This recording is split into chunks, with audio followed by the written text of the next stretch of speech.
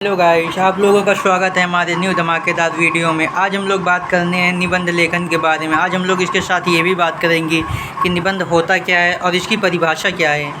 निबंध हिंदी गद्य साहित्य का एक प्रमुख रचनात्मक विधि है। इसका प्रयोग लिखित अभिव्यक्ति के रूप में होता है।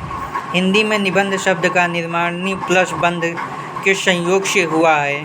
इसका आशय है कि संयुक्त रूप से नियमों से बद्ध या कसा हुआ किसी विशेष वस्तु से संबंधित विचारों का ऐसा संगठन एवं क्रमबद्ध प्रस्तुतिकरण जिससे कि उस विषय वस्तु की विस्तृत या संक्षिप्त जानकारी मिलती है, निबंध कहलाता है।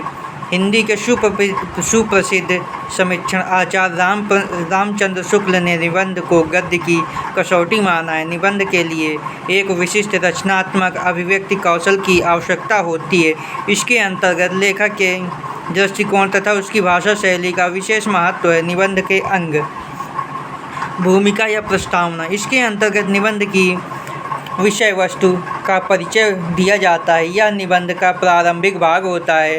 वास्तव में प्रस्तावना पाठक को निबंध के मुख्य विषय वस्तु से जोड़ता है।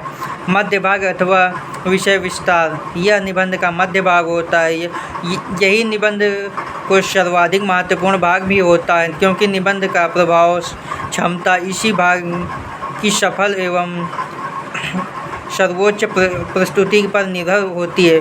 उपसंहार, यह निबंध का अंतिम भाग होता है। इसमें निबंध की समस्त पूर्ण विवेचक सामग्री का सार व निष्कर्ष प्रस्तुत किया जाता है। निबंध के प्रकार: वर्णनात्मक निबंध, विचारात्मक निबंध तथा भावात्मक निबंध, और चौथा बात करते हैं व्याख्यात्मक निबंध।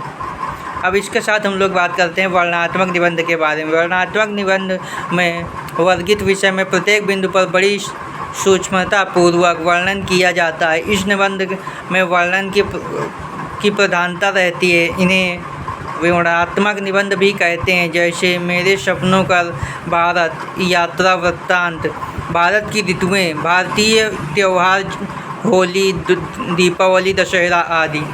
विचारात्मक निबंध, कुछ विषय ऐसे जिन पर हम अपने विचार प्रकट करते हैं कि वे विषय मानव समाज के लिए लाभकारी हैं या हानिकारी। इसमें विचारों की प्रधानता के कारण ऐसे निबंधों को विचारात्मक निबंध कहते हैं, जैसे नारी की सामाजिक स्थिति, शिक्षा का गिरता स्तर, सार्वजनिक जीवन में हिंसा आदि। भावात्मक निबंध, भावात्मक निबंधों में भाव को प्रधानता दी जाती है। भाव का संबंध हृदय से है, इसलिए लेखक अपने भावुक मन से मनचाही अभिव्यक्ति प्रस्तुत करने के लिए स्वतंत्र होता है, जैसे भारत माता, ग्रामवासिनी, मेरा प्रिय कवि, दया, धर्म का मूल, मित्रता आदि निबंध।